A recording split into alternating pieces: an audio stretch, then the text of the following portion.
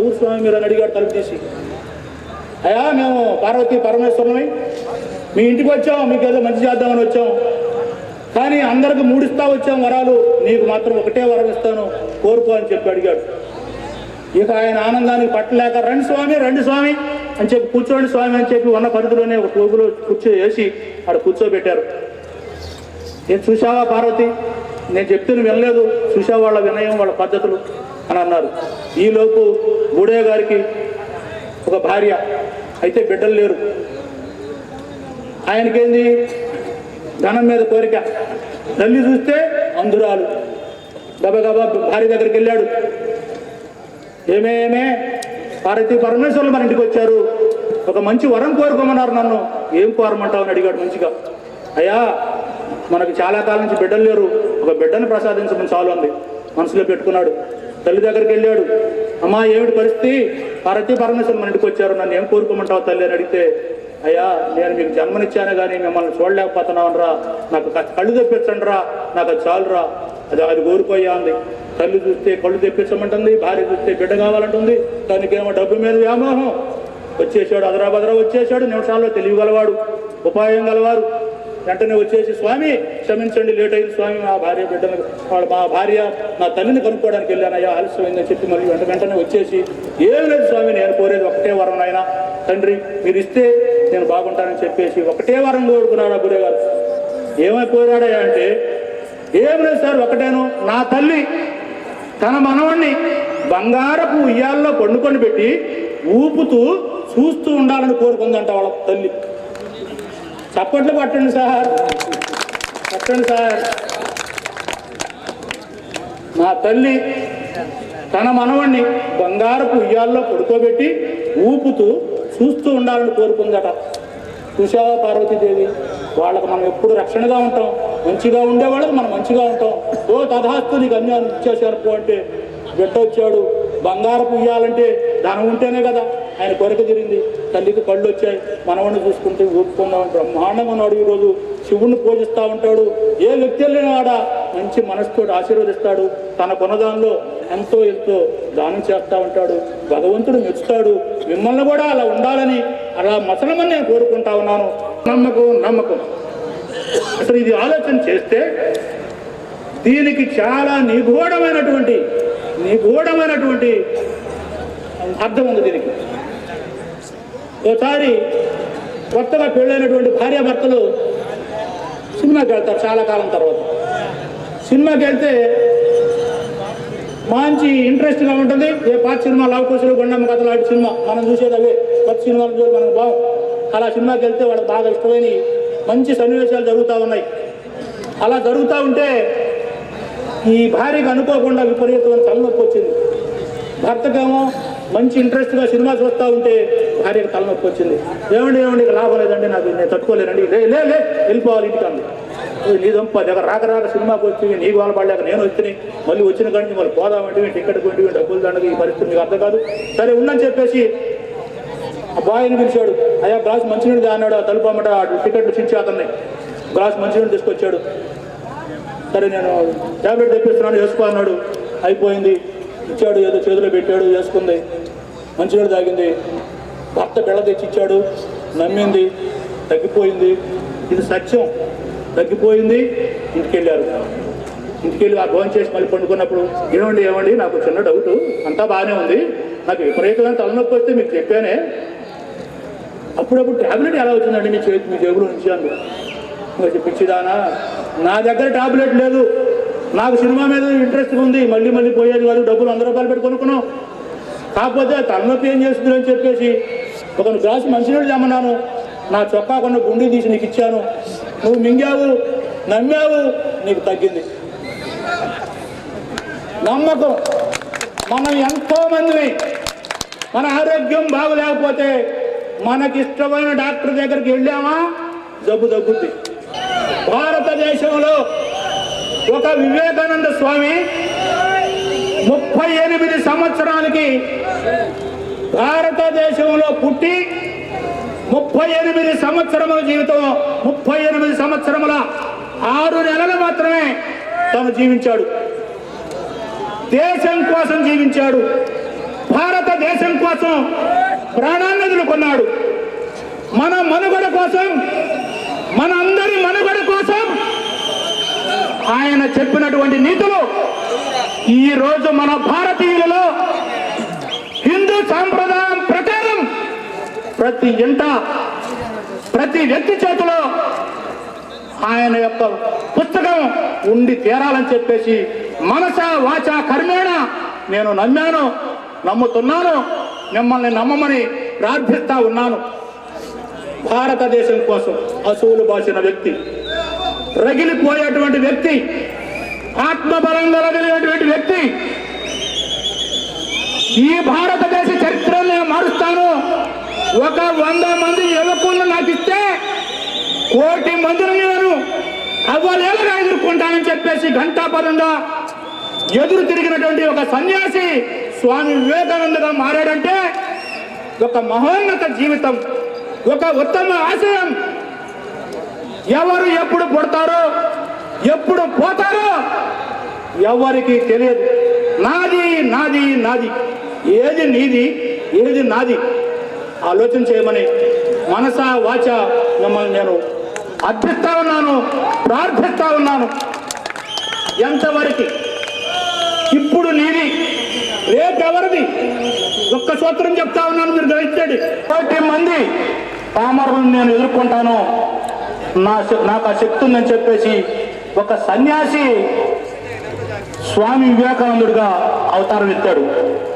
మామూలుగా ఎత్తలా, వెళ్తా ఉంటాడు, భిక్షాటన చేస్తా ఉంటాడు, తల్లిదండ్రుల మాట వినలేదు, ప్రజలు చెప్పినా వినలేదు. తను నమ్ముకున్న సిద్ధాంతానికి ఈ భూమి మీదకి ఎందుకు వచ్చాడో తనకు తెలుసు. దాని ప్రకారం నడుచుకున్నాడు, అసూలు బాశాడు, చరిత్రలో నిలిచాడు. ఇవాళ కొత్త కొత్త బంధాలతోటి ఆయన యొక్క వచనాలను మనం చదువుతా ఉంటే, లేండి, మేల్కోండి, మిమ్మల్ని మీరు నమ్ముకోండి, ఎవరిని నమ్మకండి, ఎవడో వస్తాడని ఏదో చేస్తాడని ఎదురు చూసి మోసపోకుమా, మిమ్మల్ని మీరు నమ్ముకోండి, మిమ్మల్ని ఆపే శక్తి ఎవరికి లేదు, ఒక్క దైవానికి తప్ప అని చెప్పేసి నమ్మినటువంటివి ఒక మహత్తరమైనటువంటి శక్తి స్వామి వివేకానంద. ఆయన ఒకటే అడుగుతూ ఉంటాడు,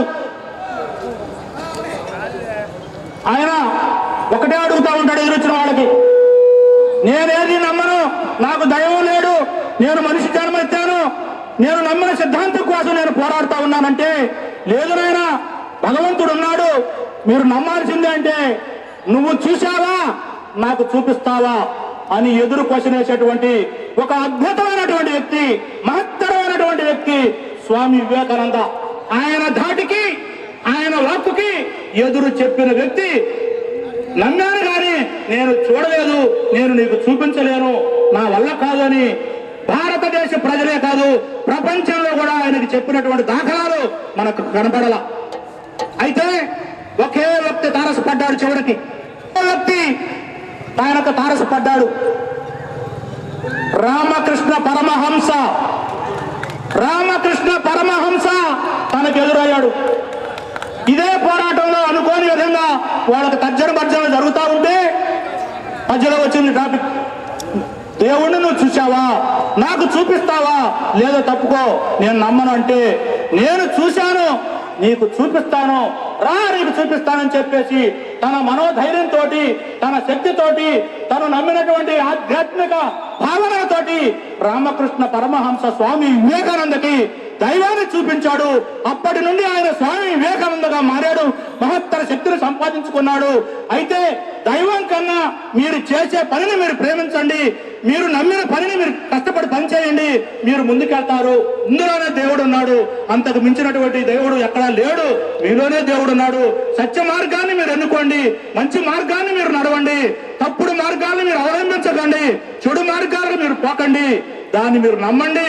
మిమ్మల్ని ఎదుర్కొనేటువంటి శక్తి ఏ మానవుడికి లేదని చెప్పేసి ఆ మహానుభావుడు చెప్తే గాని, ఆ బుక్స్ మనం చదివితే గాని, నాకు 52 సంవత్సరాలు వస్తే గాని, నేను పడ్డ కష్టాలు అనుభవిస్తే గాని, నా బిడ్డలు, నా తల్లిదండ్రులు నాకు ఇచ్చినటువంటి సంపద చెప్పాను మీకు, యావరేజ్ ఫ్యామిలీ అని చెప్పేసి 1984లోనే గుంటూరులో అప్పుడు పరిస్థితులను బట్టి దాదాపు నెలకు 1500 2000 రూపాయలు తీసుకుంటున్నానంటే మీకు ఇక్కడ చిన్న ఉదాహరణ చెప్పాల్సినటువంటి బాధ్యత నాకు తెలిసింది మీకు చెప్పాలని చెప్పే సత్యం మీ ముందు ఉంచబోతా ఉన్నాను.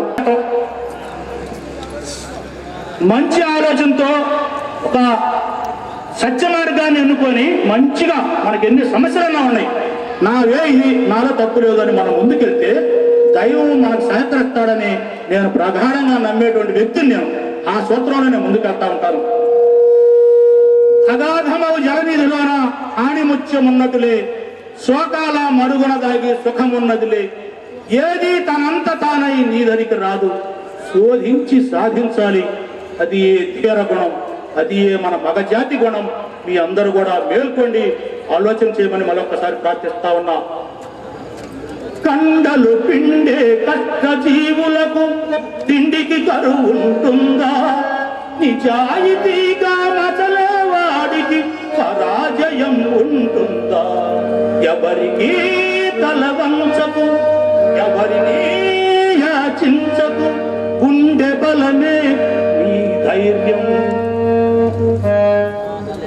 ఆకాశం అందుకొనే ధరలక వైపు, అదుపులేని నిరుద్యోగం ఇంకొక వైపు, ప్రతి మనిషి మరి ఒకని దోచుకునేవాడే, సౌఖ్యం తన భాగ్యం చూసుకునేవాడే, స్వార్థమే అనర్థ కారణం, అది చంపుకొనటి క్షేమదాయకం. పాడవోయి భారతీయుడా, ఆడి పాడవోయి గీతిగా, ఎవరో వస్తారని ఏదో చేస్తారని ఎదురు చూసి మోసపోకుమా, నిజము మరచి ఎదురపోకుమా. ఆశయం అండగా ఉంది, దాన్నందుకొని పైకెదుగుదాము, చేయి చేయి కలుపుదాము, రండి మీరు మనతోటి చేతులెత్తి కలపండి, చప్పట్లతో ముందుకు సాగుదాము రండి. జీవితమే ఒక వైకుంఠపాడి, జీవితమే ఒక వైకుంఠపాడి, నిజం తెలుసుకో భాయి, ఎగదోసే నిచ్చెనలే కాదు, పడదోసే పాములు ఉంటాయి. నేనెప్పుడు కూడా పాముల్లోనే తిరుగుతూ ఉంటాను. పాములంటే మీకు అర్థమయ్యే ఉంటది. పాములు నిరంతరం కాటు వేయడానికి సిద్ధంగా ఉంటాయి. మన ఆత్మాభిమానం, మన నిజాయితీ, మన పట్టుదల. నేను చాలా మందికి చెప్పాను, నన్ను ముట్టుకుంటే శక్తిని ముట్టుకున్నట్టే, అమ్మవారిని ముట్టుకుంటే ఆత్మాహుతికి సిద్ధపడాల్సిందే. మీరు ఎప్పుడైనా సరే మీ తప్పు మీరు తెలుసుకోవాల్సిందే. మాట్లోడు ఆర్సీఎం ఆంజనేయులు, ఎవరైతే ఆర్సీఎం ఆంజనేయులు అని చెప్పుకొని ముందుకెగుతానో, నమ్ముకుంటే మీకు పెట్టుబడి లేదు, ఇబ్బందులు పడాల్సిన పని లేదు, మీ తెలివితేటలు పని లేదు. 80% ఎఫర్ట్ నేను పెడతాను, 20% మీరు మనసు పెట్టండి. అతి సునాయాసంగా, అతి తేలికగా, గర్వంగా, బ్రహ్మాండంగా తలెత్తుకునేటువంటి పరిస్థితి మీకుంది. నా ఫోన్ నంబర్ తీసుకోండి, మా కాదలోని ఫోన్ నంబర్ తీసుకోండి. మా మిత్రులు ముప్పారపు శ్రీనివాసరావు గారు, ఈ మధ్య ముప్పారపు శ్రీనివాసరావు గారి చరిత్ర చెప్తే మళ్ళా టైం పడుతుంది. ఎవరో వెనకమాల నన్ను తిట్టుకుంటా ఉన్నారు, దయచేసి వాళ్ళ మందిని నేను మన్నించమని వేడుకుంటా ఉన్నాను, ముగిస్తా ఉన్నాను. ఫైనల్గా పరిశ్రమలోనే జీవితం, జైహింద్ చెప్పాతున్నా, పరిశ్రమలోనే జీవితం. పరిశ్రమ నిరంతర శ్రమ, నిరంతర శ్రమ. నాకు మొన్నటిదాకా టైము ఏంది, టైం విలువ అంటారు ఏంది, అసలు టైం విలువ మనకు తెలిసేది కాదు. ఇప్పుడు అర్థమవుతుంది నాకు. దాదాపు ఒక నెల, ఇవాళ 5వ తారీఖు అనుకుంటాం, పోయిన నెల ఈ నెల 5 రోజుల్లో నాకు నిరంతరం కంప్యూటర్ బుర్ర సాగదు. కంప్యూటర్లు మనం తయారు చేసాం, డబ్బును మనం తయారు చేసాం. మానవ మేధస్సు అత్యున్నత స్థాయికి పోయినటువంటి మంచి వ్యక్తులు కూడా ఒక 30% బుర్రను ఉపయోగించుకొని ఈ రోజు బ్రహ్మాండమైనటువంటి పొజిషన్లో ఉన్నారు. అట్లాంటిది మనం 20%, 30% కూడా మనం బుర్రను ఉపయోగించుకొని ముందుకు వెళ్ళాలా. కాబట్టి ఇప్పుడు మన మేధాశక్తిని మనం ఉపయోగించుకొని ముందుకెళ్ళాలి. మానవ జీవితం ఒక్కసారి ఏడి రాజశేఖర్ రెడ్డి, ఆయన శక్తి సంపన్నుడు, ఎంతటి కోరిక, ఎంత శాసించాడు, ఏమిటి పరిస్థితి. ఎవరైనంతే ఎప్పుడు ఎవరు ఎలా రాలిపోతారో తప్పదు, ఎవరికి తెలియదు. పోయిన క్షణం భార్య బిడ్డలు అబో బ్రహ్మాండం అనేటువంటి తప్పదు, వాళ్ళ బాధ్యత. 2 నిమిషాలు జీవితం నాకు చిన్నతనం నుండి, హరిశ్చంద్ర చక్రవర్తి జీవితం నాకు చిన్నతనం నుండి ఆదర్శం. ఎందుకంటే చీకటి లేకపోతే వెలుగు ఉంటే ఆనందం ఉంటుందని మీరు అనుకుంటున్నారు. కంటిన్యూషన్లో వెలుగు ఉండదు, తెలియదు దాని రుచి. బాధలు పడల, సుఖం విలువ తెలియదు. కష్టం, సుఖం, వెలుగు, నీడ, బాధలు, కష్టాలు, నష్టాలు ఇవి లేకుండా ఏ మనిషి జీవితం మన భారతదేశం కాదు, ప్రపంచ దేశంలో ఎక్కడా కూడా ఎవ్వరు కూడా ముందుకెళ్ళినటువంటి దాఖలాలు లేవు. కన్నీరు చుక్క కార్చకుండా ఏ వ్యక్తి కూడా ముందుకు ఎదగలేదు. మీకు ఒక చిన్న విషయం చెప్తాను. 67 సంవత్సరముల వయసులో బల్బును కనిపెట్టింది ఎవరు sir? Bulb, electricity bulb Edison. Please, thank you. Thomas Alva Edison కనిపెట్టి ఒక గడ్డాలు మీసాలు పెంచి ఒక ల్యాబులో ఉండి భార్య బిడ్డను వదిలేసి అది కనిపెట్టి అలా అలా అలా ఎదిగి తనకు 67 సంవత్సరముల వయసు వచ్చినప్పుడు అనుకోని పరిస్థితుల్లో తను సంపాదించిన ధనం మొత్తం కూడా అగ్నికి ఆహుతైతే అప్పుడు ఆ మహానుభావుడు ఏమన్నాడు తెలుసా? అబ్బా, భగవంతుడు నాకు అంత మళ్ళీ అవకాశం ఇచ్చాడు, నేను చేసిన తప్పులు మొత్తం కాలి బూడిదైపోయి మళ్ళా కొత్త జీవితాన్ని నేను ప్రారంభిస్తాను, మళ్ళా బ్రతుకుతానని చెప్పి ఆ వయసులో ఆయన అనుకుంటే, ఆఫ్టర్ ఆల్ 20 సంవత్సరాలు, 30 సంవత్సరాలు, 40 సంవత్సరాలు మనం వాళ్ళు ఆరగలబడి ఇంకేనా జీవితం అనుకోవడం కరెక్ట్ కాదు. ఆలోచించమని మీకు సవినయంగానే మనం చేసుకుంటారు. చక్రవర్తి ఆ గర్భ శ్రీమంతురాలైన తల్లి చంద్రమతీదేవి నాకు నిరంతరం శ్రీరామచంద్రమూర్తి సీతమ్మ వారన్న, హరిశ్చంద్రుని భార్య చంద్రమతన్న నా హృదయంలో భగవంతుడు, ఆ సర్వేశ్వరుడు, ఓంకారేశ్వరుడు, కాశీ విశ్వేశ్వరుడు అన్న నాకు హృదయం